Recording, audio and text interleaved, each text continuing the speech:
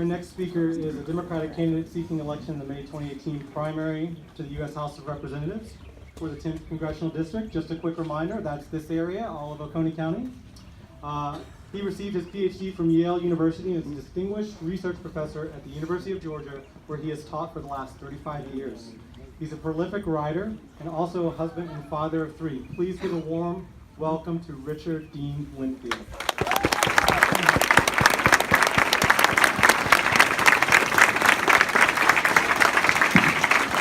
I want to offer one correction, not about me, but about the primary. The primary will take place May 22nd, not the 18th, May 22nd. Early voting starts April 30th.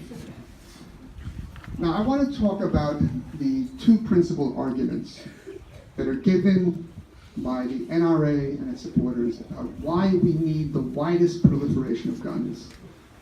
On the one hand, it's argued that we need guns to protect ourselves. And protect ourselves from the violence of individuals who will, for some reason or other, make us vulnerable to their attacks that we cannot protect ourselves from with the means of our police. Secondly, they want to argue that we need to have the widest proliferation of guns to protect ourselves from tyranny, that the proliferation of guns is a pillar of democracy. Now, I think the facts are obvious, that the negligent, crazy proliferation of guns that has been fostered by the NRA and all the legislators it has fought has put our public safety in danger. It is not protecting us. It is putting us all in danger of death by guns, and it is also threatening our democracy. Now, by the way, I, as a candidate for District 10, will not accept any money from the NRA.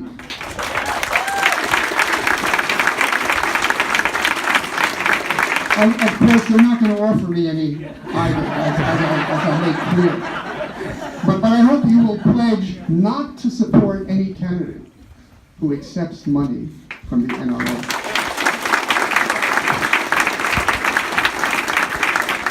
And we should send the word out to those incumbents that we will not support them if they continue to receive money from the NRA. Now, first, let's look at the facts regarding the extent to which guns protect us. We all know that we are the subject of a continual massacre that no other country subjects itself to. Every year, gun violence takes a toll of more than 30,000 civilians. Every day, 96 people are killed. And of course, the NRA and its policies are making it easy for us to kill and be killed by guns. Now, if we look at the facts of who it is who is killed every day, half of those people who are killed are shot to death by none other than themselves. Suicides by gun make up the grisly toll of more than 15,000 people per year. So if we look at what it means to be a gun owner and look at it in the face and honestly, we have to admit that the gravest danger to a gun owner is none other than the gun owner, him or herself. Now, I myself, I've had to take guns away from several friends who were on the brink of blowing their brains out. I recently had one of my former students at University of Georgia contact me for a letter of recommendation. She was planning to apply to a school of social work, and the reason was that she wanted to devote herself to combating post-traumatic stress disorder. And the reason was that her brother had served in Iraq, and when he came back, soon after returning, he shot himself to death. And within a year, another one of his platoon members had done the same. And as the student told me, every day, 22 veterans blow their brains out. If you tally that, we're talking about nearly 8,000 veterans who kill themselves every year That is an annual toll that is more than all the deaths in our unending wars in Iraq and Afghanistan. Recently, I was meeting with some veterans down in Louisville at the far extremes of District 10.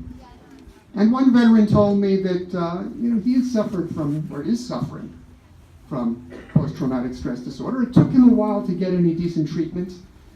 He told me he still has a service revolver.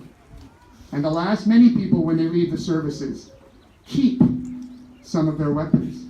And I asked him, well, don't you think you're putting your life in jeopardy? He demurred on that, but he admitted that his problems haven't gone away. He finds that periodically he has to call someone who served with him in states far away, and they are sort of each other's sort of support that they have to turn to in emergencies. But we have to face the reality that the crazy proliferation of guns that we have allowed to occur is putting our veterans in greater jeopardy than any wars we send them to. It's putting ourselves and our family members in greater danger than anything that could be expected from people outside our homes. Now, regarding democracy, contrary to Mao Zedong, political power does not grow out of the barrel of a gun. Legitimate political power and authority grows out of unconstrained, free discourse, conversation, and persuasion. And I teach at the University of Georgia, or at least I did until I had to go on unpaid leave to be a candidate. But with the advent of concealed carry, the possibility of engaging in free, unconstrained discussion in classrooms, in offices, at meetings deciding tenure decisions has evaporated under a cloud of fear that someone in that room will be packing heat. Now, what about this claim that we need guns to protect ourselves from our government? Well, we've seen that groups who are armed to the teeth with military weapons are invading our public spaces and intimidating people who want to conduct political meetings.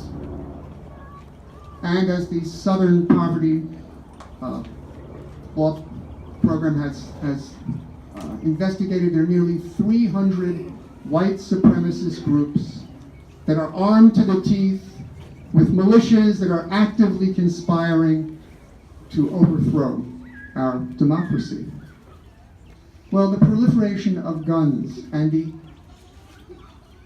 allowance of all sorts of weapons and the allowance of entry of weapons of all sorts into every place in our community is clearly putting a damper on our ability to engage in unintimidated political meetings, unintimidated political discussions. So what are the solutions? Now, obviously, we are in a situation where our legislators have sold themselves out to lobbyists to such a degree that we go around begging for crumbs. But I want to put before you three areas in which we need to act. And obviously, we need to make a beginning. We can begin small, but we need not lose sight of our ultimate goals. On the one hand, first of all, we need to make guns safer. We should ensure that any new gun that is produced will be something that has a fingerprint ID so that no one but the owner can fire it. We need to prohibit guns that do not have any function for personal saving or hunting, but are instruments of mass murder. And keep in mind that assault weapons are not really any different from semi-automatic rifles of any sort. So fine, we need to ban assault rifles, but we have to extend the ban to include semi-automatic rifles in general, and we ought to think also about semi-automatic pistols. Do we really need them? Of course, we can attack all semi-automatic weapons by prohibiting any kind of magazines that have the kind of multiple rounds that allow semi-automatic weapons to become instruments of mass murder. Now, if we're going to have these prohibitions, which is a way of making guns safer, we need to think of a way of getting out of circulation the guns that are already there, the unsafe weapons that are already there. Well, think of what Australia did. They had a very successful buyback program, which we could institute with no questions asked, where we buy back all those deadly weapons and ammunition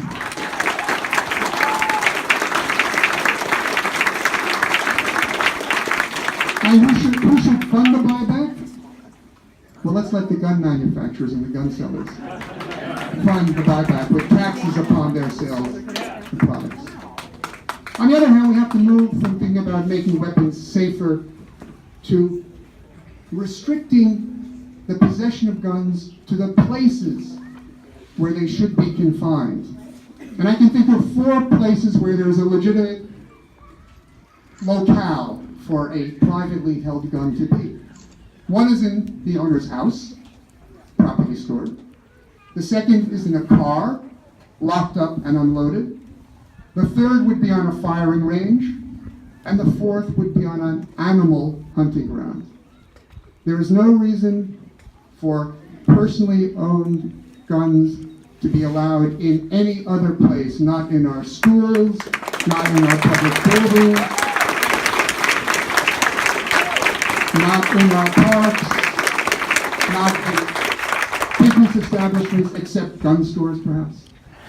We have to drastically reduce where guns can be brought. And in that way, we can secure the public space to exercise our democratic rights. Finally, we have to think about how we should legitimately restrict ownership of guns and ammo. If we think about background checks, they should apply not just to guns, but to ammunition as well. Well, who is it who should be barred from possession of guns and ammunition? Well, anyone who has suffered from mental illness, including post-traumatic stress disorder, anyone who has been involved in domestic abuse, anyone who has been involved in criminal activity, anyone who has been involved in terrorist activity. If we think of these 3 areas of sensible restrictions, we can begin to put an end to the endless massacre to which we have subjected ourselves. Now also there's one fourth consideration to make. We need to ensure that everyone in this country has access to mental health care.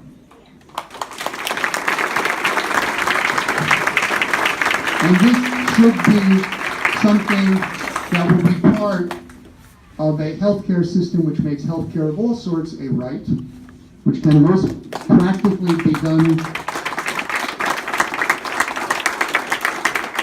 with a single-payer healthcare system with no co-pays and no deductibles and no charges for medication. Medicare for all and Medicaid are not good enough because there are hundreds of thousands of Americans who cannot afford to use their insurance because they cannot pay for the co-pays and deductibles. Well, this is a kind of comprehensive plan, and I think it's up to us as citizens to push for these kind of reforms. It's up for us who have stuck our neck out on the chopping block to run for office, to try to pursue these policies, and this is something that makes the upcoming 2018 elections and the 2020 elections to follow of decisive importance for the future of our nation.